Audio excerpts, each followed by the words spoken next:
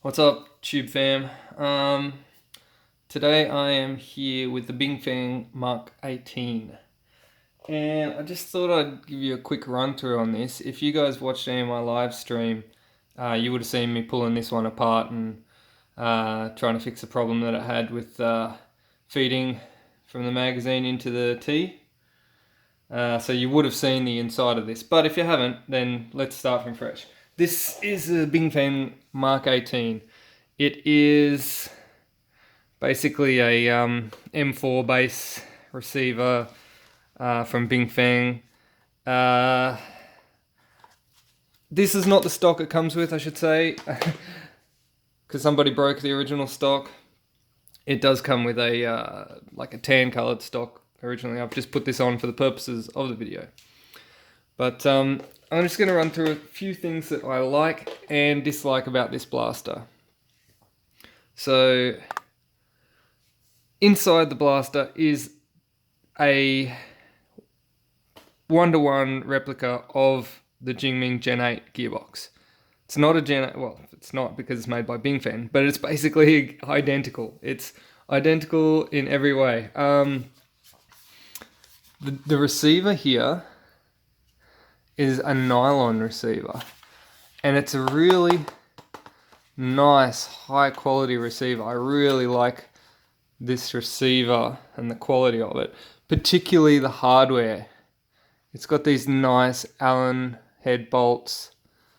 I don't know if you can see that, focus. It's got these nice Allen head bolts that screw into the nylon without stripping everything apart every time you take it down for a rebuild or whatnot. And yeah, so they're nice, good chunky threads. They don't strip out too easily. I like that. That's very nice. The front foregrip is also nylon. That's also very nice. One thing I will say is around the receiver, the ejection port of the receiver, they haven't done as nice a job as Feng here. You can see it's a little bit loose there. Doesn't fit as nice as the Jingming M4A1. And the charging handle has the same action, but I don't know if it's just this one or if they're all like this. It's a little bit tight on the return. So not a big deal, not a deal breaker, but it's just one thing I noticed. One of my little gripes. High quality box, high quality receiver. An interesting thing about this blaster is the standard T-piece that it has. This is the T-piece that comes out of it. Looks very much like every other Gen 8 M4 T-piece, but it's got this little rubber here, see that? So that basically, once the magazines feed the balls into there, that stops them from falling out. So you know how every time you drop your mag out, 4 balls fall out of the receiver onto the ground every time. This stops that from happening because it's like a little silicon one-way valve for the balls, pretty much. I think that was a cool idea. However, I'm a little bit on the fence about it now. Like when I first saw it, I'm like, hey, that's cool. You can drop the mag without balls falling out. But now what happens is you get 4 balls caught in there.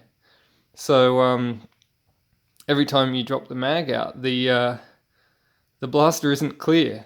So it's still got 4 balls in the chamber and can still shoot them out. And if you put the blaster on the shelf for a week, they shrivel and dehydrate in there until they eventually fall out into the mag. Or if you don't store it with the mag in it, then they fall out on the floor. So it's a cool idea, but I don't know, I'm just so used to having the balls fall out and clear the tee that I'm sort of on the fence about it. But hey, that's a new thing that I hadn't seen before this.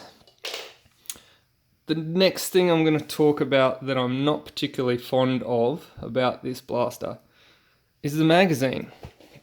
So it's a nice tight fit in the magazine well.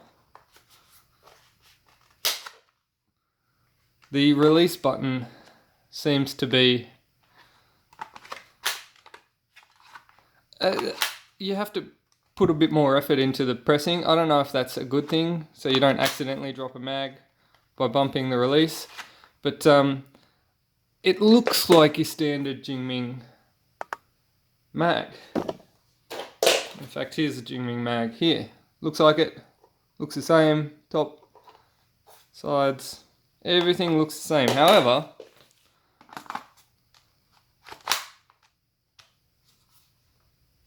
oh, okay, there you go. The Jingming mag does fit in. I had issues with it prior not fitting in. Okay, so the Jingming mag does fit in. That's... oh, there we go, hang on. There's something about this receiver. It's very tight on the Jingming mags. I don't know what it is. Like the standard mag, no problems, in, out. I don't know if it's just a thing with the Jingming mag, whether it's tight, but it's not a real great fit.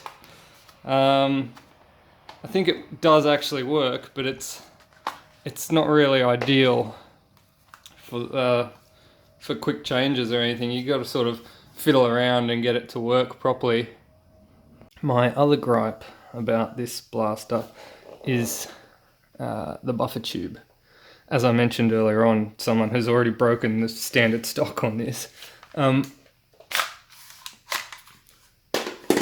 It's a really cheap, plasticky feeling buffer tube. And I don't know, the tolerances just don't seem right. Like putting a stock on to it is difficult at best. It's a bit, the tube's like the diameter's a little bit too large, and I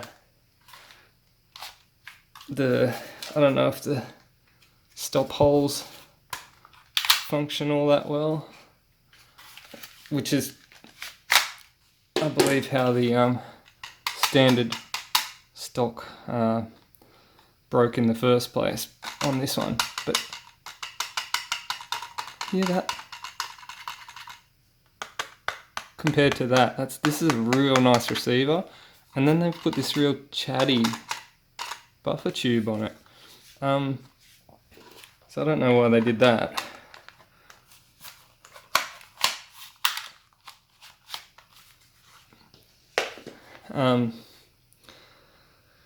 Other than that, I mean, it's a good blaster. It's got the Gen 8 box in it, and this one I've put a green O-ring into it and an aluminium barrel. Other than that, it's relatively stock, and I did chrono this. I will do it again for the purposes of the video, but yeah, with just an O-ring, it got up around the 220 FPS mark. So I'll chrono it again for the purposes of video. All right, on the chrono. See that? 207 straight out of the box. 224. 220. 222.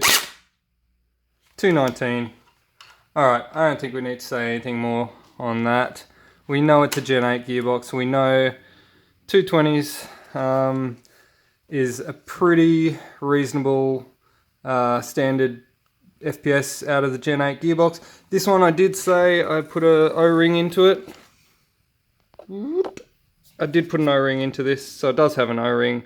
So slightly better seal, but I mean 220s, that's what we expect from a Gen 8 gearbox. No surprises there. Decent FPS. It's nice.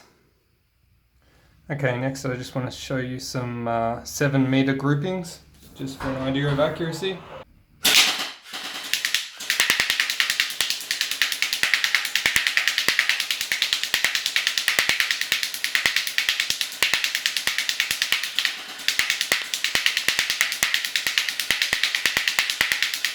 So, close enough.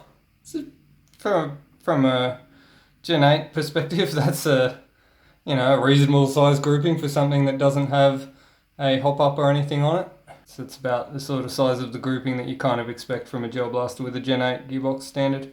But yeah, good gearbox, nice receiver, definitely a high quality receiver. If you were going to buy just this blaster as a base to build a bigger blaster or a better, build a custom one and replace this stock, and I mean this forward grip is not too bad, there's nothing wrong with it, but I mean if you were just to buy a blaster purely on having a nylon receiver to start off as the basis of your build, this is a good start. This trigger actually, you can see, is a transparent or translucent plastic. Can you see that? Focus. Yeah, so I'm gonna say that will break, because I've seen so many triggers break on the Gen 8 boxes, and that particular type of plastic, I don't think that's going to last very long. But really a big fan of the hardware and the quality of this nylon receiver. Let down a little in the buffer tube, but a good base, definitely a good base to start a blaster build, or as your first blaster if you're just getting into it. Alright, so it's a great starting blaster, it's a good starting point. I love the receiver. I think that's all from me. Subscribe, like, do all that good stuff. Buy me a coffee if you're feeling generous. And I'm going to get some more videos coming out at you soon. Catch ya.